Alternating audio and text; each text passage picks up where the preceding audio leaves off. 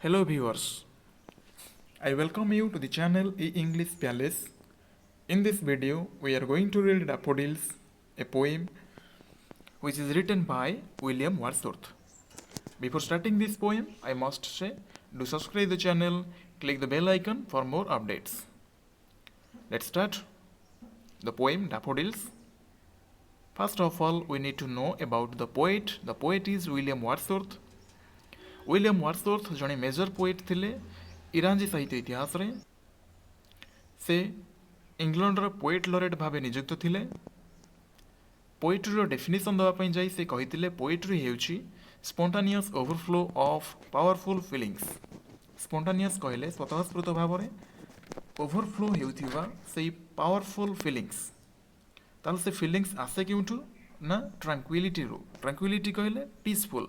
शांति जितेबाला poet निजक कौन शांतिकर परिवेश पाए जो सब महान भावना गुड़िक मन भितर जागी उठे से भावना गुड़िकर ओवरफ्लो कविर लेखनी मन में कवितार रूप निए से जड़े प्रकृति प्रेमी थे ए पोएट ऑफ नेचर प्रकृति सबकि टीचर थिला गाइड मेंटर फिलोसोफर एवरीथिंग मुख्य कथा कह गले विलियम वार्डसवर्थ तांकर प्रत्येकटी लेखारे से प्रकृतिर एलाबोरेशन करुथिले इवेन जिन सब वर्ड्स यूज करुथिले से सब वर्ड्स बहुत ही सिंपल वर्ड्स यूज करुथिले तद्वारा केही भी पढ़ी बुझी दे पारिबे ना कि खाली learned people normal people they can also understand by reading all those poems all those works of William Wordsworth so ये थिले हमर महान poet William Wordsworth Let's read the poem. I wandered lonely as a cloud that floats on high over vales and hills, when all at once I saw a crowd, a host of golden daffodils, beside the lake, beneath the trees, fluttering and dancing in the breeze. I wandered lonely as a cloud. Poet eighty first person narrative रे poem को elaborate करिसंती पोएम्र background को जदि आमे जिबा पोएमटी publish होगा पूर्वर वार्डसवर्थ inspiration ए सब inspiration क्योंठु पाइले जदि आमे सत कथा कहया जिबा तार बैकग्राउंड को जिबा देखिबा वार्डसवर्थ तांकर भौणी डरोथीଙ୍କ सहित से रहुथिबा प्लेस जार ना होची लेक डिस्ट्रिक्ट सेठी थिबा ग्लेन कोइन बे जाकी उल्स वाटर जो बे अच्छी से उल्स वाटर लेक अच्छी से एरिया रे बुलुथिले से समय हठात कि से माने डैफोडिल्स फ्लावर्स संस्पर्श रे आसीथिले जहाँकि परवर्ती समय तांकर भौणी से जेहेतु जड़े जर्नालीस्ट थिले तांकर जर्नाल एंट्री रे किछि ए डैफोडिल्स फ्लावर उपरे लिखिथिले पर वार्डसवर्थ जेतेबेले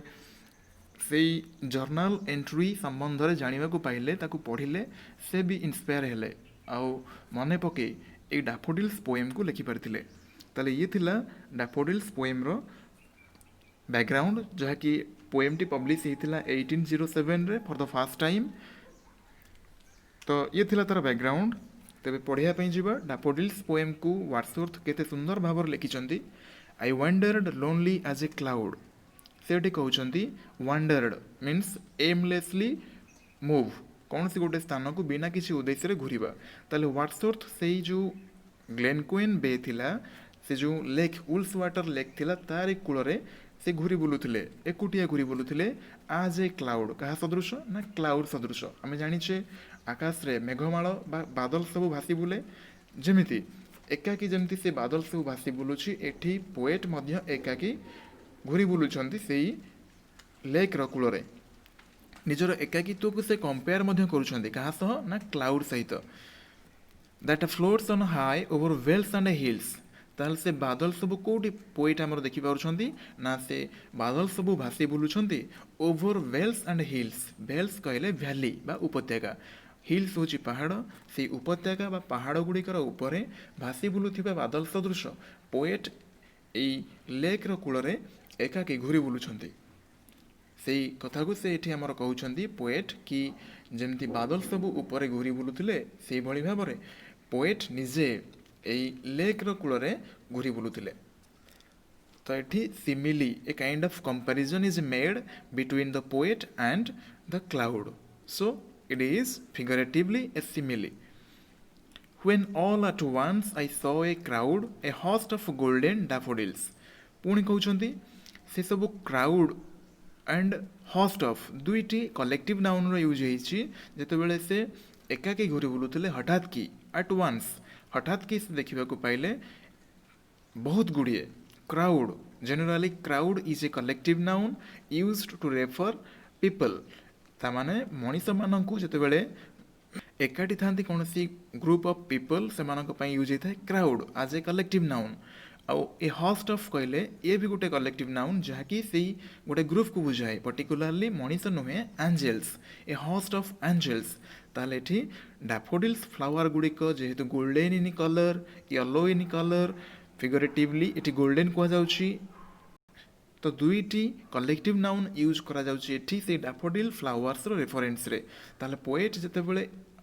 ବାଇଚାନ୍ସ ହଠାତ୍ କି ଦେଖିବାକୁ ପାଇଲେ ବହୁତ ଗୁଡ଼ିଏ ଡାଫୋଡିଲ୍ସ, ସେ ଦୁଇଟି କଲେକ୍ଟିଭ୍ ନାଉନ୍ର ୟୁଜ୍ ନକରି ରହିପାରିଲେ ନାହିଁ। One is for mundane things, that means ଏଠି ଡାଫୋଡିଲ୍ସ ଫ୍ଲାୱାର ଗୁଡ଼ିକ ଆର୍ଥଲି ପୃଥିବୀ ଉପରେ ଜନ୍ମ ନେଇଛନ୍ତି, ତଥାପି ସେମାନଙ୍କର ବିୟୁଟି ହେଉଛି ହେଭେନଲି। ସେଥିପାଇଁ ସେ ଏ ହଷ୍ଟ ଅଫ୍ ମାନେ ଆଞ୍ଜେଲମାନଙ୍କ ସହିତ ବି ରେଫର୍ କରାଯାଉଛି, ହେଭେନଲି ବଡି ସହିତ ରେଫର୍ କରିଛନ୍ତି। ସେ କମ୍ପେୟାର କରିଛନ୍ତି ଯେ ସେ ଡାଫୋଡିଲ୍ସ ଫ୍ଲାୱାର ଗୁଡ଼ିକ ଯଦିଓ ଆର୍ଥଲି ତଥାପି ଏମାନେ ହେଭେନଲି କ୍ୱାଲିଟିକୁ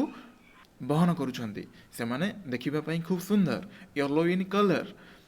ଓକେ, ପୁଣି ତାହେଲେ ସେ ଡାଫୋଡିଲ୍ସ ଫ୍ଲାୱାର ଗୁଡ଼ିକୁ କେଉଁଠି ଦେଖିଲେ? Let's read the next line. Beside the lake, beneath the trees, fluttering and dancing in the breeze. ସେ କହୁଛନ୍ତି ସେ ଡାଫୋଡିଲ୍ ଫ୍ଲାୱାର ଗୁଡ଼ିକୁ ଦେଖିଲେ ବିସାଇଡ୍ ଦ ଲେକ୍, ସେ ଯେଉଁ ଲେକ୍ର କୂଳରେ ଘୁରି ବୁଲୁଥିଲେ ସେ ଲେକ୍ର ପାଖରେ। ବିସାଇଡ୍ ଦ ଲେକ୍, ବେନେଥ୍ ଦ ଟ୍ରିଜ୍, ସେଠି ବହୁତ ଗୁଡ଼ିଏ ଗଛ ଥିଲା, ସେ ଗଛର ମୂଳରେ, ଗଛର ତଳେ। Fluttering and dancing in the breeze, ଯେଉଁ ମୃଦୁ ପବନ ବହୁଥିଲା ସେଇଥିରେ ସେଇ ଫ୍ଲାୱାର ଗୁଡ଼ିକ ଏପଟ ସେପଟ ହେଇ ଝୁଲୁଥିଲେ, ଯେମିତିକି ସେମାନେ ଡ୍ୟାନ୍ସ କରୁଥିଲେ, ଯେମିତି ସେମାନେ ନାଚି ଉଠୁଥିଲେ ସେଇ ପବନର ତାଳେ ତାଳେ। ତାହେଲେ ଷ୍ଟାଞ୍ଜା 1ରେ ଆମେ ଦେଖିଲେ କି ଡାଫୋଡିଲ୍ସ ଫ୍ଲାୱାର ଗୁଡ଼ିକୁ ଦେଖିବା ପାଇଁ ବା ଦେଖିବା ପରେ ପୋଏଟ୍ ନିଜକୁ କେତେ ବିମୋହିତ ଫିଲ୍ କରୁଛନ୍ତି। ସେ କହୁଛନ୍ତି କି ଷ୍ଟାଞ୍ଜା 1ରେ କି ନିଜର ଏକାକିତ୍ୱକୁ, ନିଜର ସଲିଟାରିନେସ୍, ଲୋନ୍ଲିନେସ୍, ତାପରେ ପରେ ବାଇଚାନ୍ସ ମିଟ୍ ସେଇ ଡାଫୋଡିଲ୍ସ ଫ୍ଲାୱାର ଗୁଡ଼ିକ ସହିତ। ଆଉ ଡାଫୋଡିଲ୍ ଫ୍ଲାୱାର ଗୁଡ଼ିକର ଅବସ୍ଥିତି କେଉଁଠି ଥିଲା ନା ସେଇ ଲେକ୍ର କୂଳରେ, ଲେକ୍ର ପାଖରେ ଥିବା କିଛି ଗଛ ଗୁଡ଼ିକର ମୂଳରେ ଡାଫୋଡିଲ୍ସ ଫ୍ଲାୱାର ଗୁଡ଼ିକ ମୃଦୁ ପବନର ସ୍ପର୍ଶ ପାଇ ଏପଟ ସେପଟ ହେଇ ଝୁଲୁଥିଲେ, ସତ ଯେମିତି ସେମାନେ ନାଚି ଉଠୁଥିଲେ। ଏ ଥିଲା ଷ୍ଟାଞ୍ଜା 1ର summary. Then come to stanza 2. Continuous as the stars that shine and twinkle on the Milky Way, they stretched in a never-ending line along the margin of a bay. 10,000 saw I at a glance, tossing their heads in sprightly dance. Let's summarize in Odia. Continuous as the stars that shine. ପୁଣି comparison, poet ଏଠି compare କରୁଛନ୍ତି ସେ ଯେଉଁ beauty of ଡାଫୋଡିଲ୍ସ, ସେଇ ଡାଫୋଡିଲ୍ସ ଗୁଡ଼ିକର ସୁନ୍ଦରତାକୁ ସେ compare କରୁଛନ୍ତି କାହା ସହ? ସେଇ ଷ୍ଟାର ଗୁଡ଼ିକ ସହିତ, ତାରାମାନଙ୍କ ସହିତ। ଯେମିତି ତାରାମାନେ ଝଲସି ଉଠୁଥାନ୍ତି କଣ୍ଟିନ୍ୟୁଅସଲି, ଅନବରତ ଭାବରେ, ଯେମିତି ଷ୍ଟାର ଗୁଡ଼ିକ ଚିକ୍ ଚିକ୍ କରୁଥାନ୍ତି, ସାଇନ୍ କରୁଥାନ୍ତି ଅନବରତ ଭାବରେ, ସେଇଭଳି ଭାବରେ। And Twinkle on the Milky we, ପୁଣି ଷ୍ଟାର୍ସ ଗୁଡ଼ିକ ଆମକୁ ଦେଖାଯାଏ କେଉଁଠି ନା ମିଲ୍କି ୱେ, ଆମର ଯେଉଁ ଛାୟାପଥ ଅଛି ମିଲ୍କି ୱେ, ସେଠି ଷ୍ଟାର୍ସ ଗୁଡ଼ିକ ଯେଉଁଭଳି ଭାବରେ ସାଇନ୍ କରୁଥାନ୍ତି, ଟ୍ୱିଙ୍କଲିଂ କରୁଥାନ୍ତି, ମିଟିମିଟି କରୁଥାନ୍ତି ତାଙ୍କର ଲାଇଟ୍କୁ, ସେଇଭଳି ଭାବରେ they stretched in never ending line along the margin of a way. ଆଚ୍ଛା, ଫାଷ୍ଟ 2 ଲାଇନ୍ସର ଆମେ ଦେଖିଲେ କି ଯେମିତି ମିଲ୍କି ୱେ ଗ୍ୟାଲେକ୍ସିରେ ଷ୍ଟାର୍ସ ଗୁଡ଼ିକ ସାଇନିଂ କରୁଥାନ୍ତି, ଟ୍ୱିଙ୍କଲିଂ କରୁଥାନ୍ତି, ଏଠି ଡାଫୋଡିଲ୍ସ ଫ୍ଲାୱାର ଗୁଡ଼ିକ ମଧ୍ୟ ସୂର୍ଯ୍ୟଙ୍କର କିରଣ ପାଇ ଏମାନେ ଟ୍ୱିଙ୍କଲିଂ କରୁଛନ୍ତି, ମିଟିମିଟି କରୁଛନ୍ତି, ଚିକ୍ ଚିକ୍ କରି ନିଜର ଗ୍ଲୋରିକୁ ବିସ୍ତାର କରୁଛନ୍ତି, ନିଜର ସୌନ୍ଦର୍ଯ୍ୟ ବିସ୍ତାର କରୁଛନ୍ତି। ପୁଣି they stretched in never ending line along the margin of a way, ଯେମିତି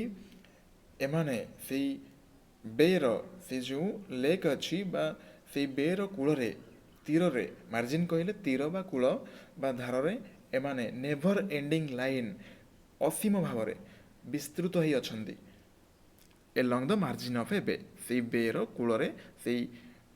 ହ୍ରଦ ବା ସେଇ ଯେଉଁ ଲେକ୍ ଥିଲା ତାରି କୂଳରେ ବା ଧାରରେ ଏମାନେ ନେଭର ଏଣ୍ଡିଂ ଅସୀମ ଭାବରେ ବିସ୍ତୃତ ହୋଇ ରହିଥିଲେ 10,000 saw I at a glance tossing their heads in sprightly dance ଆଉ ମଧ୍ୟ ଯଦି ଆମେ କହିବା କି ଡାଫୋଡିଲ୍ସ ଫ୍ଲାୱାର ଗୁଡ଼ିକ 10,000 saw I at a glance ଏଠି ପୋଏଟ୍ ଅତିରଞ୍ଜିତ କରି କହୁଛନ୍ତି କି ଯେମିତିକି ଯେତେବେଳେ ସେ ପ୍ରଥମ ଥର ଚାହିଁ ଦେଉଛନ୍ତି ସେଇ ଡାଫୋଡିଲ୍ସ ଫ୍ଲାୱାର ଗୁଡ଼ିକୁ ତାଙ୍କର ପ୍ରଥମ ନଜରରେ ସେ ଏତେ ମାତ୍ରାରେ ଡାଫୋଡିଲ୍ସ ଫ୍ଲାୱାରକୁ ଦେଖିପାରୁଛନ୍ତି ଗ୍ଲାନ୍ସ କହିଲେ ଚାହାଣି ବା ନଜର ଯେତେବେଳେ ସେ ପ୍ରଥମ ଚାହାଣି ଦେଉଛନ୍ତି ଯେମିତିକି ସେ କଳ୍ପନା କରିପାରୁନାହାନ୍ତି ଏତେ ଗୁଡ଼ିଏ ଫ୍ଲାୱାର୍ସକୁ ସେ ଦେଖିପାରୁଛନ୍ତି ଯଦି ତାକୁ କାଉଣ୍ଟ କରାଯାଏ ବୋଧ ହୁଏ ପାଖାପାଖି 10,000ରୁ ଅଧିକ ହେବ କମିବନି ତ ନିହାତି ତ 10,000 ଫ୍ଲାୱାର୍ସ ସ ଆଇ ଆଟ୍ ଏ ଗ୍ଲାନ୍ସ କି ପୋଏଟ୍ ନିଜେ ତାଙ୍କର ପ୍ରଥମ ଚାହାଣୀରେ ଯେତେବେଳେ ସେ ଆଖି ଖୋଲୁଛନ୍ତି ତାଙ୍କ ନଜର ପଡ଼ୁଛି ଯେଉଁ ସବୁ ଫ୍ଲାୱାର ଗୁଡ଼ିକ ଉପରେ ସେସବୁ ସଂଖ୍ୟାରେ ଯଦି ଗଣାଯାଏ ତାହେଲେ 10,000ରୁ କମ୍ ହେବନି ବୋଧ ହୁଏ ଅଧିକ ହୋଇପାରେ ବଟ୍ 10,000 10,000ରୁ ଅଧିକ ବା 10,000 ପାଖାପାଖି ଫ୍ଲାୱାର୍ସକୁ ସେ ଦେଖିପାରୁଥିଲେ ତାମାନେ ଏତେ ସଂଖ୍ୟାରେ ଫ୍ଲାୱାର୍ସ ସେଠି ଥିଲେ ଟସିଂ ଦେୟାର ହେଡ୍ସ ଇନ୍ ସ୍ପ୍ରାଇଟଲି ଡ୍ୟାନ୍ସ ପୁଣି କହୁଛି ଏଠି ପୋଏଟ୍ କହୁଛନ୍ତି କି ଟସିଂ ମାନେ ଏପଟ ସେପଟ ହେଇ ଝୁଲିବା ଦୋହଲିବା ସ୍ପ୍ରାଇଟଲି ହେଉଛି ଜୀବନ୍ତ ସଦୃଶ ଆନନ୍ଦରେ ତାହେଲେ ସେ ଡାଫୋଡିଲ୍ସ ଫ୍ଲାୱାର ଗୁଡ଼ିକ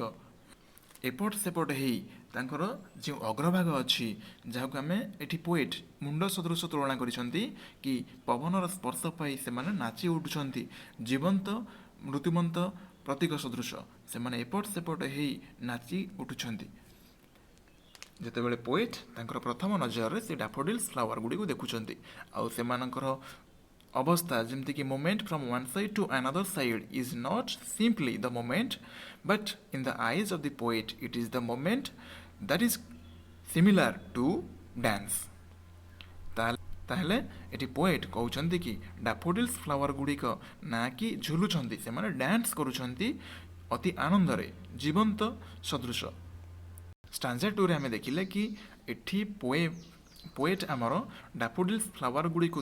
ଷ୍ଟାର୍ସ ମାନଙ୍କ ସହ ତୁଳନା କରିଛନ୍ତି ଯେମିତିକି ଷ୍ଟାର୍ସ ସେଇ ମିଲ୍କି ୱେ ଗ୍ୟାଲେକ୍ସିରେ ଟ୍ୱିଙ୍କଲିଂ କରନ୍ତି ସାଇନିଂ କରନ୍ତି ସେଇଭଳି ଡାଫୋଡିଲ୍ସ ଫ୍ଲାୱାର ଗୁଡ଼ିକ ମଧ୍ୟ ଏଠି ସାଇନିଂ କରୁଛନ୍ତି ଏ ବି ଗୋଟେ କାଇଣ୍ଡର ସିମିଲି ୟୁଜ୍ କରାଯାଇଛି the stretched in a never ending line ପୁଣି କହୁଛନ୍ତି କି ସେମାନଙ୍କର ସ୍ଥିତି କେତେ ମାତ୍ରାରେ ଡାଫୋଡିଲ୍ସ ଫ୍ଲାୱାର୍ସ ସେସବୁ ଜାଗାରେ ପରିବେଷ୍ଟିତ ହୋଇ ଅଛନ୍ତି ଅସୀମ ତାର ସଂଖ୍ୟା ନାହିଁ କେତେ ମାତ୍ରାରେ ତାକୁ କାଉଣ୍ଟ କରି ହେଲା ଭଳି ଅସୀମ ପରିମାଣର ଡାଫୋଡିଲ୍ସ ଫ୍ଲାୱାର୍ସ ଗୁଡ଼ିକ ସେଇ ବେର କୂଳରେ ବା ଧାରରେ ବିସ୍ତୃତ ହୋଇ ରହିଥିଲେ ପୁଣି ସେ କହୁଛନ୍ତି କି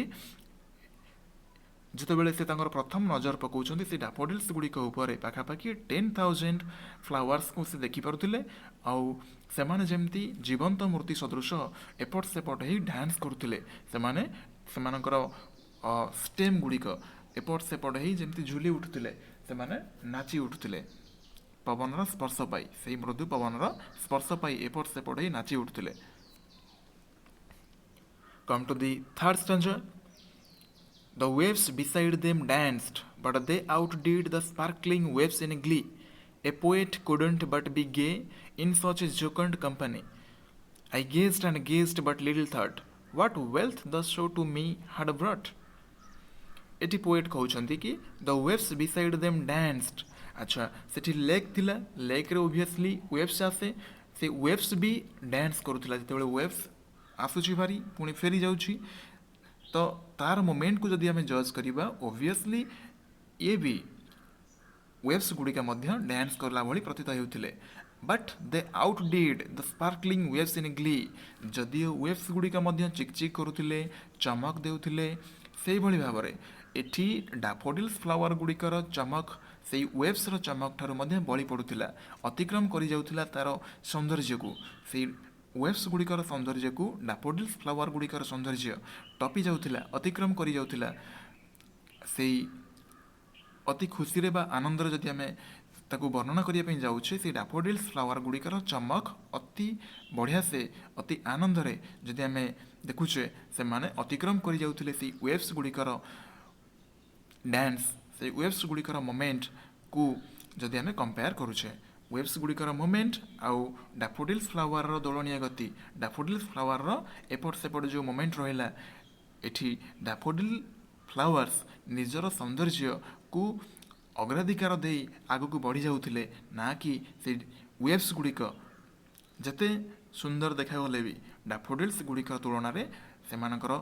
ଚମକ ଫିକା ପଡ଼ିଯାଉଥିଲା। A poet could not but be gay in such a jocund company ପୁଣି କହୁଛନ୍ତି କି ଏଇଭଳି ଜଣେ ମିତ୍ରର ସାଥୀ ପାଇ ଏଇଭଳି ଜଣେ ସାଙ୍ଗଙ୍କର ସାଥୀ ପାଇ ଏ ପୋଏଟ୍ ଜଣେ କବି କୁଡଣ୍ଟ ଆଉ କିଛି ନୁହେଁ ସେ କ'ଣ ହେଇପାରିବେ ଖୁସି ହେଇପାରିବେ ବଟ୍ ବିଗେ ନା କି ଥୋଡ଼ି ତାଙ୍କର ପୂର୍ବ ବିଷାଦ ମାନସିକ ସ୍ଥିତି ଏ ରହିବ କମ୍ପ୍ଲିଟଲି ସେଇ ବ୍ୟବସ୍ଥା ସେଇ ମାନସିକ ଅବସ୍ଥା ଦୂରୀଭୂତ ହେଇଯିବ ଆଉ ତାଙ୍କର ମନରେ ଶାନ୍ତିର ଆଗମନ ଘଟିବ ସେ ଖୁସି ହେଇ ପଡ଼ିବେ in such a jocund company ଏଇଭଳି ଜଣେ ଆନନ୍ଦ ଏଇଭଳି ଜଣେ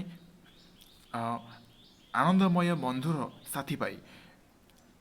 ଯିଏକି ସବୁବେଳେ ଚମକ ପ୍ରଦାନ କରୁଥାଏ ଯିଏକି ସବୁବେଳେ ନିଜର ଗ୍ଲୋରିକୁ ବିସ୍ତାର କରୁଥାଏ ଏଇଭଳି ଜଣେ ସାଙ୍ଗର ସାଥୀ ପାଇ କେହି ବି ଜଣେ ପୋଏଟ୍ ଖୁସି ହିଁ ରହିବ ନା କି କୌଣସି ବିଷାଦମୟ ଜୀବନର ସେଇ ପ୍ରତ୍ୟେକଟି ଅବସାଦକୁ ମନେ ପକାଇବ ସେ ସବୁବେଳେ ତାର ମୁହୂର୍ତ୍ତକୁ ଶାନ୍ତିରେ ହିଁ କଟେଇବ କାହିଁକି ନା ସେ ସାଥୀ ଜଣକ ହେଉଛି ସବୁବେଳେ ଶାନ୍ତିମୟ ତେଣୁ ଏ poet would be happy with the company of such a jocund company. I gazed and gazed but little thought what wealth the show to me had brought. ଏଠି ପୋଏଟ୍ କହୁଛନ୍ତି କି ସେ ଗେଜ୍ଡ ଆଣ୍ଡ ଗେଜ୍ଡ ନିରୀକ୍ଷଣ କରି ଚାଲିଲେ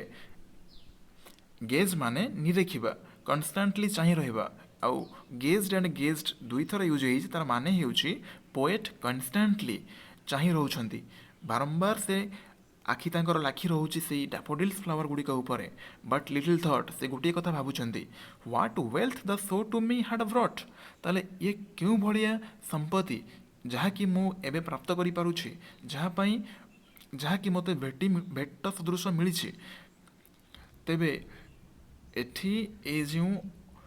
ସ୍ୱର୍ଗୀୟ ସମ୍ପତ୍ତି ମୋତେ ପ୍ରାପ୍ତ ହେଇଛି ତାହା କାହାର ଅବଦାନ what wealth the show to me had brought ଏ ତ ହେଉଛି ସେଇ ଅମୂଲ୍ୟ ସମ୍ପଦ ଜଣେ ଅମୂଲ୍ୟ ବନ୍ଧୁର ବନ୍ଧୁତାକୁ ମୁଁ ପ୍ରାପ୍ତ କରିଛି ଯାହାଦ୍ୱାରା କି ମୋର ଏକାକିତ୍ୱ ସମ୍ପୂର୍ଣ୍ଣ ରୂପେ ଦୂରେଇ ଯାଇଛି ତ ପୋଏଟ୍ ନିଜର ଶାନ୍ତିକୁ ଫେରି ପାଇଛନ୍ତି ନିଜର ଜଣେ ଜଣେ ଘନିଷ୍ଠ ବନ୍ଧୁଙ୍କର ସାଥୀ ସେ ପାଇପାରିଛନ୍ତି ତେଣୁ କନଷ୍ଟାଣ୍ଟଲି ସେ ନିଜର ଆଖିର ପଲକକୁ ଦୂରେଇ ପାରୁନାହାନ୍ତି ପଲକ ମୋଦି ପାରୁନାହାନ୍ତି ସେ ଚାହିଁ ରହୁଛନ୍ତି ସେ ଡାଫୋଡିଲ୍ସ ଫ୍ଲାୱାର ଗୁଡ଼ିକର ସୌନ୍ଦର୍ଯ୍ୟକୁ ଉପଭୋଗ କରିବା ପାଇଁ ଅବିରତ ଭାବରେ ତ ଇଏ ଥିଲା ୟୁନିଟ୍ 3ର କଥା ଯେଉଁଠି ସେ କମ୍ପେୟାର କରୁଛନ୍ତି glory of daffodils with the glory of the waves ସେ ୱେଭ୍ସ ଗୁଡ଼ିକ ଯେତେ ସୁନ୍ଦର ଦେଖାଯାଉଥିଲେ ମଧ୍ୟ ଡାଫୋଡିଲ୍ସର ଗ୍ଲୋରି ସମ୍ପୂର୍ଣ୍ଣ ରୂପେ ତାଙ୍କୁ ଟପି ଯାଉଥିଲା ଆଗକୁ ପୁଣି ଏଇଭଳି ଜଣେ ଆନନ୍ଦମୟ ସାଙ୍ଗର ସାଥୀ ପାଇ ପୋଏଟ୍ ନିଜକୁ ଗୌରବାନ୍ୱିତ ମନେ କରୁଛନ୍ତି ସେ ଖୁସି ଫିଲ୍ କରୁଛନ୍ତି ଆଉ କନଷ୍ଟାଣ୍ଟଲି ଚାହିଁ ରହୁଛନ୍ତି ସେ ଡାଫୋଡିଲ୍ସ ଫ୍ଲାୱାର ଗୁଡ଼ିକ ପାଇଁ କାହିଁକି ନା ଏ ହେଉଛି ସେଇ ଅମୂଲ୍ୟ ସମ୍ପଦ ଯାହାକି ତାଙ୍କୁ ଭେଟ ସଦୃଶ ତାଙ୍କୁ ମିଳିଛି ସେ ବହୁତ ଖୁସି ଫିଲ୍ କରିପାରୁଥିଲେ then come to unit 4 for oft ଏଠି ଅଫ୍ଟ କହିଲେ ଅଫନ୍ ଯାହାକି ଓଲ୍ଡ ୟୁଜ୍ ଥିଲା so the line is for often when on my couch I lie in vacant or in pensive mood they flash upon that inward eye which is the bliss of solitude and then my heart with pleasure fills and dances with the daffodils poet କହୁଛନ୍ତି in stanza 4 କହୁଛନ୍ତି କ'ଣ for often ବହୁ ସମୟରେ when on my couch I lie ଯେତେବେଳେ ମୁଁ ମୋର ବେଡ଼୍ରେ ଶୋଇଥାଏ ବା ରେଷ୍ଟ ନେଉଥାଏ in vacant or in pensive mood in vacant କୌଣସି ଅବସର ସମୟରେ ଅର୍ ଇନ୍ ପେନ୍ସିଭ୍ ମୁଡ୍ କିମ୍ବା କୌଣସି ପରିସ୍ଥିତିରେ ଯେତେବେଳେ କି ମୁଁ ଚିନ୍ତିତ ଥାଏ ତ ବିନା କିଛି ଚିନ୍ତା ଥିଲାବେଳେ ବା ଚିନ୍ତିତ ଥିଲାବେଳେ ଯେତେବେଳେ ମୁଁ ମୋର ବେଡ୍ ଉପରେ ଶୋଇଥାଏ ବା ରେଷ୍ଟ ନେଉଥାଏ ସେହି ସମୟରେ ଦେ ଫ୍ଲାସ୍ ଅପନ୍ ଦ୍ୟାଟ୍ ଇନୱାର୍ଡ ଆଇ ସେଇ ଡାଫୋଡିଲ୍ସ ଫ୍ଲାୱାର ଗୁଡ଼ିକ ଫ୍ଲାସ୍ ଅପନ୍ ମାନେ ରିଫ୍ଲେକ୍ଟ ହୁଅନ୍ତି ପ୍ରତିଫଳିତ ହେଉଥିଲେ दैट इनवर्ड आई मोर अंतःदृष्टि से सब डाफोडिल्स फ्लावर गुड़िक प्रतिफलित होते उद्भासित होते when which is the bliss of solitude कहले एकांतता कहीं फास्ट स्टांजर आम देखी आसे पोएट एकुटिया थिले तो तांकर एकांतता अवस्था से डाफोडिल्स फ्लावर गुड़ी भेटी এই ଡାଫୋଡିଲ୍ସ ଫ୍ଲାୱାର ଗୁଡ଼ିକର ସାଥୀ ତାଙ୍କ ପାଇଁ ଆଶୀର୍ବାଦ ସଦୃଶ ସେ ପରମାନନ୍ଦ ଲାଭ କରିପାରୁଛନ୍ତି ଆନନ୍ଦ ଫିଲ୍ କରିପାରୁଛନ୍ତି এই ଡାଫୋଡିଲ୍ସ ଫ୍ଲାୱାର ଗୁଡ଼ିକର ସାଙ୍ଗ ପାଇ ତେଣୁ ସେ କହୁଛନ୍ତି କି ଯେତେବେଳେ ସେ ଏକୁଟିଆ ତାଙ୍କର ବେଡ଼୍ରେ ଶୋଉଛନ୍ତି ତ ସେହି ସମୟରେ ସେ ବିଷାଦଗ୍ରସ୍ତ ଥାନ୍ତୁ ଚିନ୍ତିତ ଥାନ୍ତୁ ଅଥବା ଭ୍ୟାକାଣ୍ଟ ଥାନ୍ତୁ କୌଣସି ବି ପ୍ରକାରରେ ସେ फ्री थांतु अवसर मुहूर्त थांतु से समय ये डाफोडिल्स फ्लावर गुड़िक मानस पटरे उद्भासित हो जाए तांकर अंतःदृष्टि जागी उठी थाए से सब मेमोरी बा स्मृति जहाँकि से तांकर एकांत समयर आशीर्वाद सदृश तांकु परमानंद प्रदान करुथिला and then my heart with pleasure fills तापर पर कौन होता है ना तांकर हृदय से आनंदरे बा खुशी रे भरी जाए जितेबले से डाफोडिल्स फ्लावर गुड़िकर प्रतिफलन जागी उठे तांकर मानस पटरे and then my heart with pleasure fills and dances with the daffodils तांकर हृदय नाची उठे से डाफोडिल्स फ्लावर गुड़िकर मृदु नाच सहित जमीक डाफोडिल्स फ्लावर गुड़िक एपट सेपट ही दोहली जाती नाची उठती से भाव में कविंकर हृदय नाची उठे डाफोडिल्स फ्लावर गुड़िकर से नाच सहित तेणु स्टांजा 4 रे आमको क्लीयर करुछंती पोएट कि प्रत्येकटी मुहूर्त मानस पटरे डाफोडिल्स फ्लावर गुड़िकर छवि नाची उठुए जमतीक हृदय दोलायमान गति सहित डाफोडिल्स फ्लावर गुड़िकर दोलायमान गति सहित हृदय नाची उठे तेणु से जेतेबेले अवसाद मुहूर्त थांतु चिंतित अवस्था थांतु अथवा कौन चिंता मुक्त थांतु से समय डाफोडिल्स फ्लावर गुड़िक आनंद बा खुशीर प्रतीक सदृश होता तो ये थिला आमर पोएम डाफोडिल्स रो सिनॉप्सिस जहाँकि समरी सदृश आम ओडिया रे आलोचना कले तो पोएमटी को पोएट आमर poet Wordsworth A B C form रे लिखिछंती राइम स्कीम होची ए बी सी तो एठी आमर पोएम डाफोडिल्स कंप्लीट होची। Thank you for watching this video जदि वीडियोटी इम्पोर्टेंट फील करुथांती ताहले लाइक सब्सक्राइब निहाती करिवे तो thank you for watching this video once more time।